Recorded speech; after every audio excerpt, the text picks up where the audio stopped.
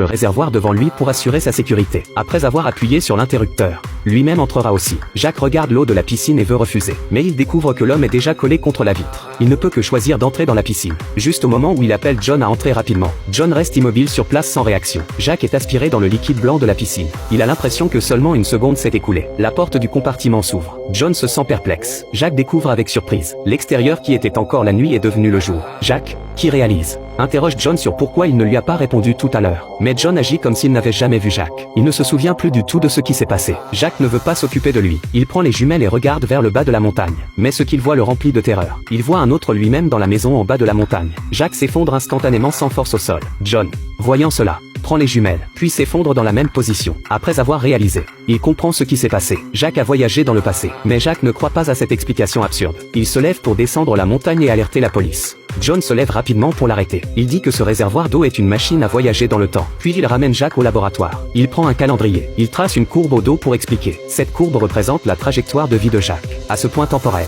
Jacques entre dans le réservoir. Après le voyage, au deuxième point temporel, il devient Jacques numéro 2. Le Jacques en bas de la montagne peut être appelé numéro 1. Tant que le numéro 1 saute à nouveau dans le réservoir et voyage aussi dans le passé. Cela signifie que le numéro 1 disparaît de ce monde. La vie de Jacques peut revenir sur la bonne voie. John peut aider mais à condition que Jacques garde le secret.